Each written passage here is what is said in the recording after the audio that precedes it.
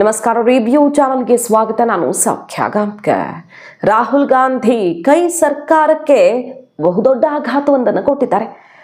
ದೊಡ್ಡ ಫಜೀತಿಯಲ್ಲಿ ಕೈ ಸರ್ಕಾರ ಈಗ ಸಿಕ್ಕಾಕೊಂಡಿದೆ. ಅಸ್ತಿತ್ವದ ಪ್ರಶ್ನೆ ಎದುರಾಗಬಹುದು ಅನ್ನೋ ತನಕ ಸಂಕಷ್ಟವೊಂದು ಈಗ ತಂದಿಟ್ಟಂಗಾಗಿದೆ. ರಾಹುಲ್ ಗಾಂಧಿ ಅವರೇ ಸ್ವತಃ ತಮ್ಮ ಸರ್ಕಾರಕ್ಕೆ. ಏನಿದು ಹಾಗಾದರೆ ಸಂಕಷ್ಟ? ಮಾಹಿತಿ ಮುಂದೆ ಇಡ್ತಾ ಹೋಗ್ತೀವಿ. ಮಿಸ್ ಮಾಡಿದ್ರೆ ನಮ್ಮ ಚಾನಲ್ನ ಸಬ್ಸ್ಕ್ರೈಬ್ ಮಾಡಿ, ನಿಮ್ಮ ಅಭಿಪ್ರಾಯ ಕಮೆಂಟ್ ಮಾಡಿ ತಿಳಿಸಿ. ಎಸ್ ವೀಕ್ಷಕರೇ, ಇತ್ತೀಚೆಗಿನ ದಿನಗಳಲ್ಲಿ ಲೋಕಸಭಾ ಟೈಮಿಂದ ಅಂತ ತಗೊಳ್ಳಿ, ರಾಹುಲ್ ಗಾಂಧಿಯವರು ಅತಿ ದೊಡ್ಡ ಮಟ್ಟದಲ್ಲಿ ಜಾತಿ ಗಣತಿ ವಿಚಾರ ಮಾತಾಡ್ತಿದ್ದಾರೆ.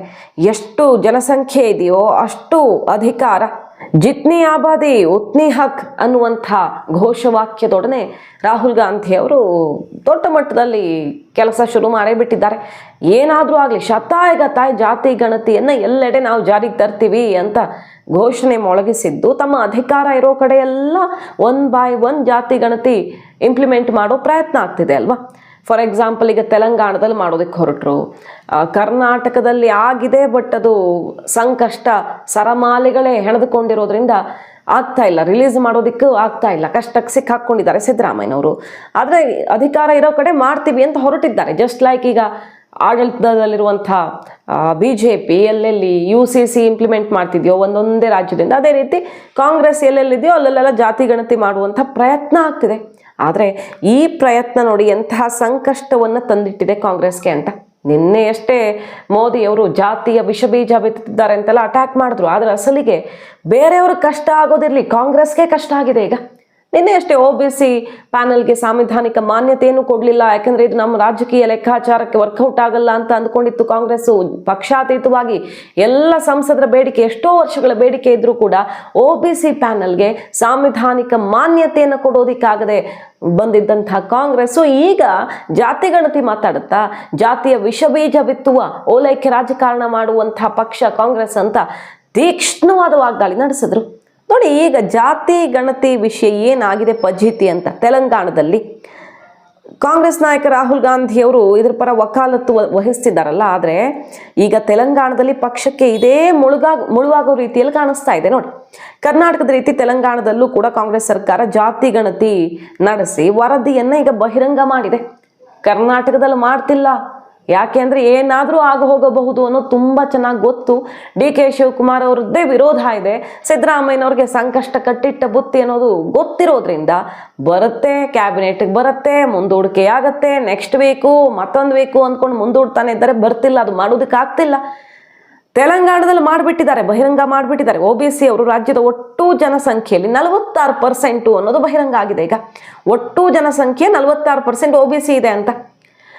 ಈಗ ಸದ್ಯದಲ್ಲೇ ನಡೆಯಲಿರುವಂಥ ಸ್ಥಳೀಯ ಸಂಸ್ಥಾ ಚುನಾವಣೆಯಲ್ಲಿ ತಮ್ಮ ಸಮುದಾಯಕ್ಕೆ 42% ಮೀಸಲಾತಿ ಕೊಡಲೇಬೇಕು ಅಂತ OBC ರೊಚ್ಚಿಗೆದ್ದಿದೆ. ಚುನಾವಣೆಯಲ್ಲಿ 42% ಮೀಸಲಾತಿ ನಮಗೆ ಬೇಕು, ಯಾಕಂದರೆ ನಾನು 46% ಇದ್ದೀವಿ, ಆಲ್ಮೋಸ್ಟ್ ಅರ್ಧಕ್ಕರ್ಧ ಜನಸಂಖ್ಯೆ ರಾಜ್ಯದಲ್ಲಿ ನಮ್ಮದಿದೆ. ಸೊ ಪಟ್ಟು ಹಿಡಿದಿದ್ದಾರೆ. ಇಲ್ಲವಾದಲ್ಲಿ ಮುಂದಿನ ಕ್ರಮ ಎದುರಿಸೋದಕ್ಕೆ ರೆಡಿ ಇರಿ ಅನ್ನೋ ತನಕ ಎಚ್ಚರಿಕೆ ಸರ್ಕಾರಕ್ಕೆ. ರಾಜ್ಯದಾದ್ಯಂತ ಪ್ರತಿಭಟನೆ ಮತ್ತು ರಾಜಕೀಯವಾಗಿಯೂ ಪರಿಣಾಮವನ್ನು ಎದುರಿಸಲೇಬೇಕಾಗತ್ತೆ ಅಂತ. ಅಕಸ್ಮಾತ್ ಈಗ ಈ ಜಾತಿ ಗಣತಿ ಅಥವಾ ಜಾತಿ ಆಧಾರದಲ್ಲಿ OBC ಕೇಳ್ತಾ ಇದೆ ಅಂತ ಜಾತಿ ಆಧಾರದಲ್ಲಿ ಟಿಕೆಟ್ ಕೊಟ್ಟರು ಅಂತ ಅಂದ್ಕೊಳ್ಳಿ, ಏನಾಗುತ್ತೆ, ಬೇರೆ ಸಮುದಾಯಗಳು ರೊಚ್ಚಿಗೆದ್ದು ಕಿತ್ತು ಬಿಸಾಕತ್ತೆ ಆ ಪಕ್ಷವನ್ನು. ಕೊಡದೇ ಇದ್ರೆ ಇವರು ಸುಮ್ಮನೆ ಇರಲ್ಲ. 46% ಇರೋದೇ ನಮ್ಮ ಬಲ ಅಂತ ಈಗ OBC ಗೊತ್ತಾಗ್ಬಿಟ್ಟಿದೆ. ಸೊ ಸುಮ್ಮನಿರೋದಕ್ಕೆ ರೆಡಿ ಇಲ್ಲ. ಮೋದಿ ಹೇಳಿದ್ದಕ್ಕೂ ಇಲ್ಲ ಆಗಿದ್ದಕ್ಕೂ ಸರಿ ಆಯ್ತಲ್ಲ ಅನ್ನೋ ಥರ ಆಗಿದೆ ಕಾಂಗ್ರೆಸ್ ಸರ್ಕಾರದ ಪರಿಸ್ಥಿತಿ. ಸಮಾಜವನ್ನ ಒಡೆಯೋ ಪ್ರಯತ್ನ ಅಂತ ಲೋಕಸಭೆ ಟೈಮಲ್ಲೆಲ್ಲ ಅಮಿತ್ ಶಾ, ಮೋದಿ ಎಲ್ಲ ವಾಗ್ದಾಳಿ ನಡೆಸಿದ್ರು ಕಾಂಗ್ರೆಸ್ನ ವಿರುದ್ಧ. ಈಗ BJPಗೆ ಅದರ ಬಿಸಿ ತಟ್ಟತೋ ಇಲ್ವೋ? ಕಾಂಗ್ರೆಸ್ ಸರ್ಕಾರಕ್ಕೆ ಬಿಸಿ ತಟ್ಟಿದೆ. ಎಲ್ಲಿ ತನಕ ಅಂದರೆ ಸರ್ಕಾರದ ಅಸ್ತಿತ್ವವನ್ನೇ ಶೇಕ್ ಮಾಡೋ ತನಕ ಈ ವಿಚಾರ ಹೋಗಬಹುದು. 46% OBC, 42% ಮೀಸಲಾತಿ, ಎಲೆಕ್ಷನ್ನಲ್ಲಿ ನಮಗೆ ಬೇಕೇ ಬೇಕು ಅಂತ ಈಗ ಸರ್ಕಾರಕ್ಕೆ ಬಿಸಿ ಮುಟ್ಟಿಸೋದಕ್ಕೆ ನಿಂತು ಬಿಟ್ಟಿದ್ದಾರೆ ತೆಲಂಗಾಣದಲ್ಲಿ OBC ಅವರು.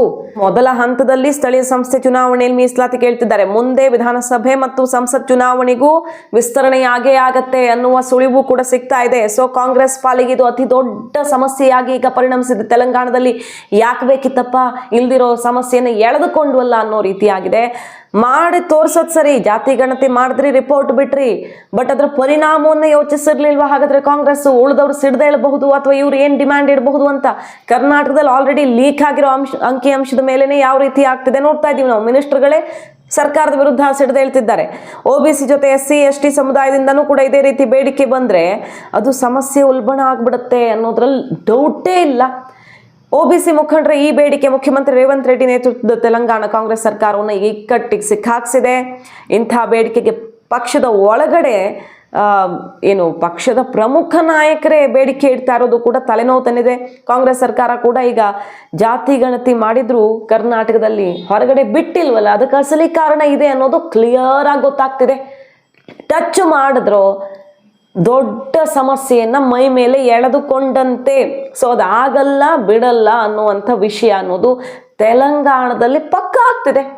ಸುಮ್ಮನೆ ಮಾಡೋದು ಮಾಡ್ಕೊಂಡು ಈಗ ಬಿಹಾರದಲ್ಲೂ ಮಾಡ್ತೀವಿ ಅಂತಿದ್ದಾರೆ. ಈಗ ಎಲೆಕ್ಷನ್ ಬಂತಲ್ಲ, ಅಲ್ಲಿ ಬಿಹಾರದಲ್ಲೂ ಕೂಡ ಇದೇ ಅಸ್ತ್ರವನ್ನು ಕೈಗೆತ್ತಿಕೊಂಡಿದ್ದಾರೆ ರಾಹುಲ್ ಗಾಂಧಿ. ಆದರೆ ಸಂಕಷ್ಟ ನೋಡಿ ಹೇಗೆ ತಂದಿಟ್ಟಿದ್ದಾರೆ ಸರ್ಕಾರಕ್ಕೆ ಅಂತ.